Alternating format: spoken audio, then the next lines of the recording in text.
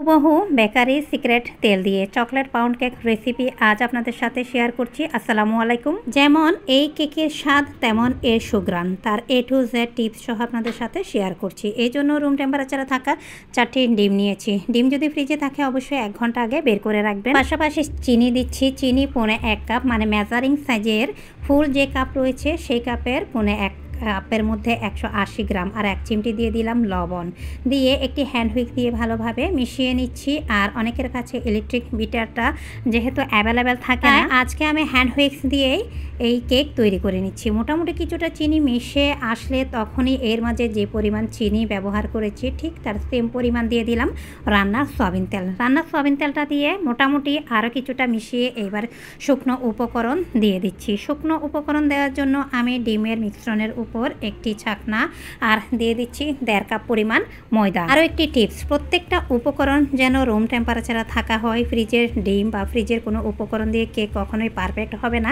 এবার 1.5 টিস্পুন পরিমাণ দিয়ে দিলাম বেকিং পাউডার, 2 টেবিল চামচ পরিমাণ দিয়ে দিলাম মালয়েশিয়ান কোকো পাউডার। যদি হুবহু বেকারির স্টাইলে বা এর ফ্লেভার ওই ধরনের আপনারা কেক চান, সেক্ষেত্রে অবশ্যই মালয়েশিয়ান কোকো পাউডারটা ব্যবহার করবেন।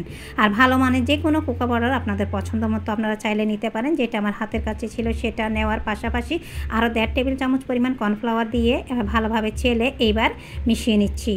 এই তো মিশাতে মনে হচ্ছে এখানে কিছুটা লিকুইডের প্রয়োজন। এর পাশাপাশি এইবার আমি দিয়ে দিচ্ছি 1 টিস্পুন পরিমাণ চকলেট ইমালশন। এই ইমালশনটা যদি আপনারা ব্যবহার না করেন তাহলে সেক্ষেত্রে কখনোই কিন্তু বেকারির মতো পারফেক্ট টেস্ট, স্বাদ আর এর সুঘ্রাণটা কখনোই কিন্তু আসবে না।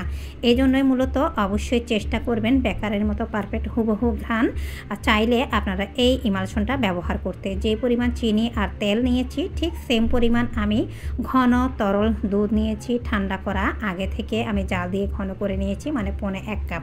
সেখান থেকে মোটামুটি আমি 2 টেবিল চামচ পরিমাণ লিকুইড বেঁচে গিয়েছে সেটা রেখে দিয়েছি। আর অবশিষ্ট সমস্ত লিকুইড আমি এর মাঝে অ্যাড করেছি। কেকের ব্যাটারের কনসিস্টেন্সি অনুযায়ী হয়তো বা লিকুইডের পরিমাণ বেশি কম লাগতে পারে। ওপর থেকে এইভাবে ঢাললে যখন মনে হবে কনডেন্স মিল্কের মতো তখনই বুঝে নিতে হবে এরই মাঝে আমাদের কিন্তু পারফেক্টভাবে কেকের ব্যাটার তৈরি হয়ে গিয়েছে। অন্যদিকে আগে থেকে 2টি কেক মোল্ড আমি রেডি করেছি। সেম পরিমাণ অনুমান করে আমি 2টি মোল্ডে 2 ভাগে ভাগ করে নিচ্ছি। এই তো এরই মাঝে কিন্তু আলহামদুলিল্লাহ আমি 2 ভাগে ভাগ করে কেক ব্যাটার যেভাবে ডিসপ্লেতে দেখতে পাচ্ছেন ঠিক সেভাবে ঢেলে নিয়েছি। সেম রেসিপিতে অনেক ধরনের পাউন্ড কেক আমি চুলায় তৈরি করেছি, আপনারা চাইলে সেমভাবে চুলায় তৈরি করে নিতে পারেন। আর আজকের এই কেক 180 ডিগ্রি তাপমাত্রায় আপ ডাউন প্রিহিটেড ওভেনে আমি 1 ঘন্টা 10 মিনিট বেক করেছি। আলহামদুলিল্লাহ ওভেন থেকে নামিয়ে সরাসরি গরম অবস্থায় এই টিপসটা অনেক গুরুত্বপূর্ণ আর ইম্পর্ট্যান্ট। এখন আমি এর উপর সুগার সিরাপ ভালোভাবে ব্রাশ করে দিচ্ছি। আবার অনেকে প্রশ্ন করবেন কেন সুগার সিরাপটা দিচ্ছি। আসলে কেকের উপর এইভাবে সুগার সিরাপ দিলে কেকের উপরে ড্রাই আউট হয় না, পাশাপাশি কেকটা কাটার সময় উপর থেকে ভেঙেও যায় না। এই অবস্থায় সুগার সিরাপ দিয়ে আমি প্লাস্টিক র্যাপার দিয়ে ভালোভাবে মুড়িয়ে রেখে দিয়েছি। এতে করে এর গরমের ভাবে যে অতিরিক্ত বাষ্প বের হবে সেই বাষ্পটা কেকের মাঝে স্যুপ হয়ে করে নেবে, তখন কেকটা আরও বেশি ময়শ্চার হতে সাহায্য করবে। ঠান্ডা হওয়ার পরে এবার আপনাদের মাঝে আবারও ফিরে আসলাম। এইবার ছুরির সাহায্যে আমি চারপাশ থেকে আলতোভাবে ছাড়িয়ে নিচ্ছি। যদি রেগুলার অর্ডারের কেক বানাই মোড় থেকে ছাড়াতে খুব বেশি আহামরি যে প্যারায় পড়তে হয় এমন না, খুব দ্রুত কিন্তু মোড় থেকে ছেড়ে আসে।